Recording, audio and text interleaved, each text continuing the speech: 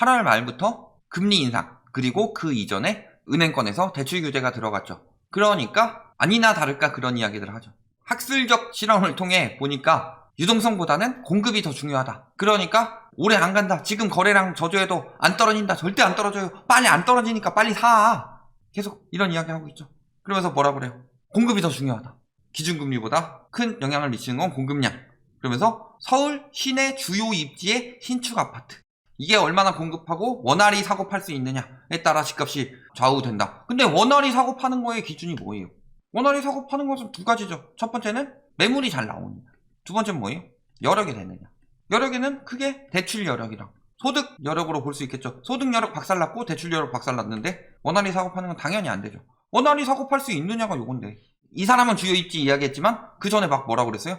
신축 아파트가 없어서 집값은 계속 올라갈 것이다. 신축 아파트를 지어야지 집값이 떨어진다. 분양가 상한제, 재건축 초과이익 환수제로 인해서 앞으로 집값은 계속 오른다. 이 이야기 했었죠. 분양가 상한제 시행하고 그때 분양가 상한제 적용된 주택들이 아직 들어오지도 않았는데 신축 아파트 없어질 거니까 계속 오른다고 그랬죠. 그런 식으로 이야기했는데 어때요?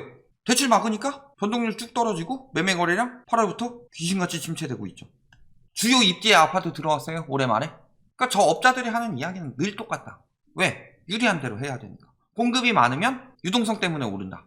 코로나 터졌을 때 혹은 2019년 이야기를 하든가 그러면서 공급 많을 때는 저금리 때문에 올랐다. 작년에도 저금리 유동성 때문에 올랐다. 그래놓고 갑자기 내년에는 공급 때문에 오른대요. 말을 이랬다 저랬다 바꾸고 있죠.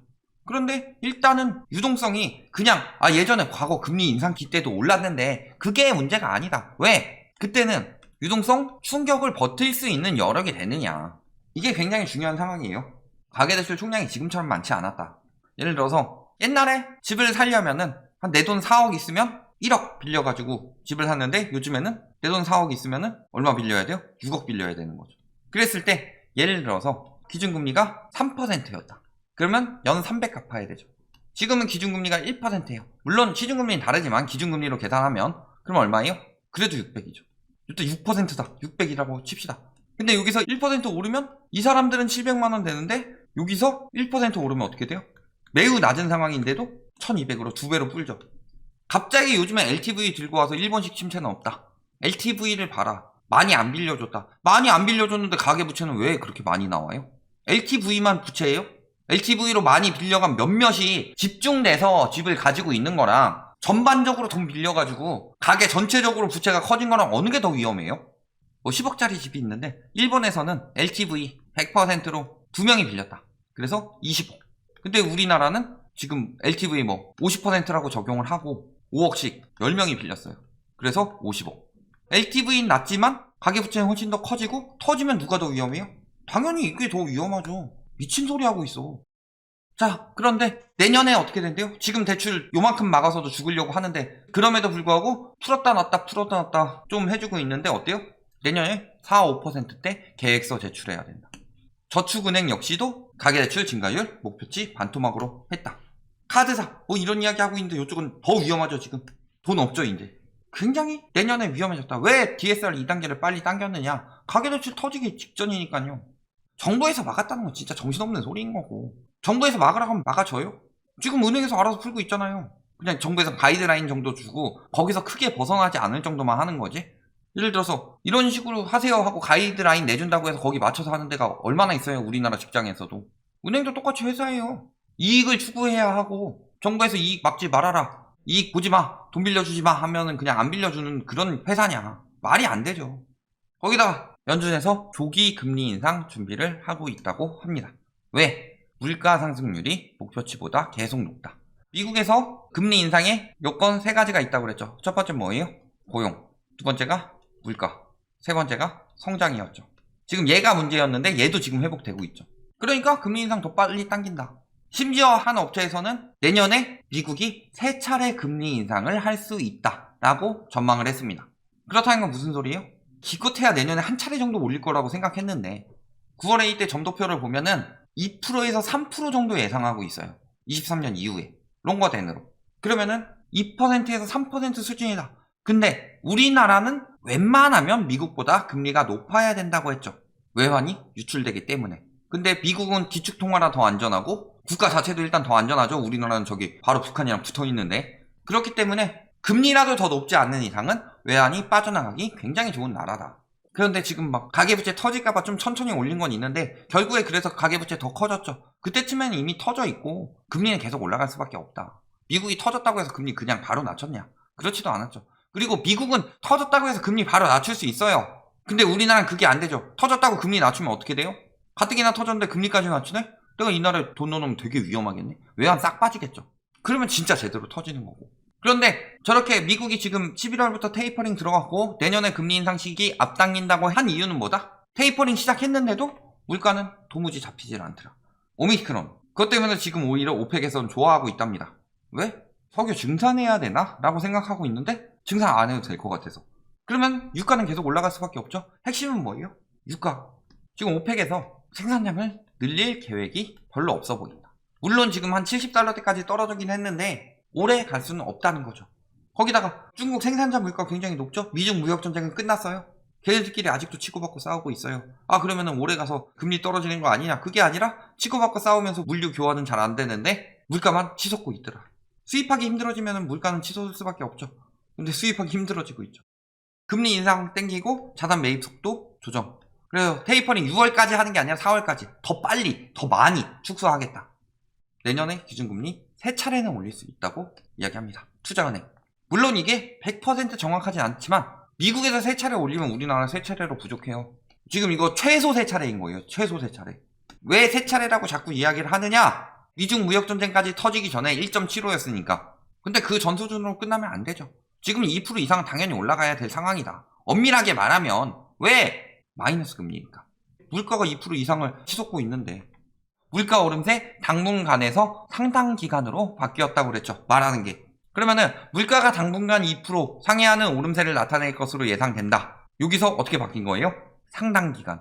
목표 수준 상회. 자, 2%. 기준금리가 2%대도 안 되면 실질금리는 마이너스인 거예요. 그럼 실질금리가 마이너스면 어떻게 해야 돼요? 자산 불균형이 깨지겠어요? 가계부채가 사라지겠어요? 박살나서 깨지지 않는 이상은 문제가 크다는 거죠. 그러면은 요걸 생각을 했을 때 기준금리가 얘보다 낮아도 되냐? 우리나라의 물가가 그동안 침체됐으니까 많이 못 올렸던 건데 상당 기간으로 바뀌었어요. 그러면서 예적금리 최고 4%대인데 내년 최소 3차례. 금리 인상하면은 예금금리는 그렇게 빨리 안 올릴 걸로 보이는데 대출금리 뭐 한 7, 8% 더 올리더라도 예적금리 올리고 있죠. 우대금리도 점점 부활할 겁니다. 예금 쪽으로는. 왜? 은행에서는 돈이 필요하니까. 머니 무브한다. 지금 보면은 금 관심 다시 늘어나고 있다고 하죠. 또 미술품 쪽에 관심이 늘어나고 있다고 해요. 이런 거 실물이라고. 달러 많이 사고 있죠. 달러 가치 지금 많이 오르고 있습니다. 달러는 테이퍼링 이후 글로벌적으로 가치가 올라가고 있다. 왜? 위기가 끝나가면 우리나라뿐만이 아니라 달러는 모든 나라의 안전자산 중에 하나다. 그럼 위기가 끝나가면 달러로 다시 몰리는 거다. 달러를 그만큼 풀었는데도 테이퍼링 하기 전부터 몰리고 있다는 거예요. 안전자산으로 자금이 이동하고 있다는 거죠. 이미 부자들은 이동한 지 오래됐다. 집값 올해 얼마나 올랐다고 그랬어요? 올해만 해도 막 한 40% 30% 막 올랐다고 막 그난리를 쳤는데 부자들의 부동산 자산 비중은 한 2, 3%? 2, 3% 올랐으니까 산 게 아니라 팔았단 소리예요. 오른 게 이만큼인데 열심히 팔아도 집값이 오른 거죠. 그리고 준부자 대열에 엄청 많이 들어왔죠. 그 사람들 부동산 자산 비중이 70%예요. 왜 그렇게 된 거예요? 잔뜩 가지고 있는데 가격이 오르니까 그냥 순자산이 엄청 많은 것처럼 보여져서 준부자 계열로 올라갔는데 불안하죠. 그러니까 그들도 지금 부동산 비중을 50%로 줄이려고 한다. 근데 부동산 비중 50%도 우리나라 일반 가구가 한 70%라서 우리나라 기준으로 부동산 비중 줄이는 거지 외국에 비하면 부동산 50% 어마어마하게 많은 거예요. 부동산 자산 비중이. 근데 이미 다 팔고 현금화해서 은행으로 돈 집어넣고 있다. 그것을 제일 잘 보여주는 게 뭐다? 가계부채 그래프와 시중 부동자금 그래프다. 그래서 가계부채 폭등하고 시중 부동자금 폭등하고 있는데 시중 부동자금이 다시 부동산으로 돌아온다고 하지만 부동산으로 돌아올 힘이 없고 계속 올라가고만 있었고 가계부채도 같이 올라가고 있었다. 누군가 돈 빌려서 사는 동안 그들한테 팔아치우고 현금 가지고 있는 인간들이 넘쳐나고 있었더라. 빚 없는 사람들은 팔아서 현금화하고 있다. 근데 현금은 쓰레기란 말 듣고 돈 주고 쓰레기를 살 필요는 없죠. 가치가 떨어질 부동산을 미친 듯이 빚을 내고 사고 있다. 뭐 부동산이 쓰레기란 얘기까지는 아니에요. 그런데 아무리 인기가 많다고 해도 코로나 터졌을 때 마스크 막 엄청나게 그랬었죠. 근데 지금 어때요? 걔네는 한정된 자원이 아니지 않냐. 집은 달라요? 집은 안 남아돌 것 같아요? 자, 지금 이런 이야기 하고 있습니다. 오미크론 테이퍼링의 제동 걸까? 연준의 반응을 보면 그렇지 않다. 금리를 낮춘 이유가 뭐냐? 잘 생각해 보셔야 돼요. 금리 인하하고 그 다음에 우리나라 같은 경우는 자영업자 대출 상환 유예해주고, 그것은 엄밀하게 말하면 코로나 때문이 아니라 코로나로 인한 사회적 거리두기 때문에 한 거다. 그러니까 사회적 거리두기를 다시 강화하지 않는 이상은 우리나라는 대출 상환 유예도 더 연장해줄 이유가 없죠. 그리고 아직 완벽하진 않지만 오미크론 자체가 전염은 둘째 치더라도 세진 않다. 그러니까 점점 감기 바이러스처럼 가고 있다라는 상황이니까 조금 더 봐야 되겠죠. 전반적으로 소비 침체 때문에 금리를 낮춘 거죠. 소비를 활성화시키려고. 그런데 지금 물가 상승하고 있는 걸 보면은 소비가 침체되고 있는 상황이 아닌데 왜 금리를 낮추냐. 우리나라도 마찬가지라는 거죠. 결론, 오미크론 때문에 금리 낮춘다, 테이퍼링 멈춘다, 뭐 다 개소리다. 우리나라도 크게 영향 안 미칠 걸로 보인다. 위드 코로나 중단한다고 안 했잖아요. 위드 코로나가 지속되는 한은 앞으로 금리 계속 올릴 겁니다. 두 번째, 금리 가혹하게 올릴 거죠. 세 번째, 공급 부족해도 공급은 늘어나고 있어요. 매물 늘어나고 있고 그래도 내년에 조금이라도 들어오죠. 그런데 수요는 많이 줄고 있죠. 금리 인상기에 왜 자산시장이 붕괴가 되느냐. 가격을 너무 높여놨기 때문에 수요가 살 수 없어서 그런 겁니다. 그런데 더 올린대요. 더 올리면 누가 사느냐. 지금도 못 사고 있는데, 내년엔 대출도 더 막히는데. 여기까지 말씀드리겠습니다.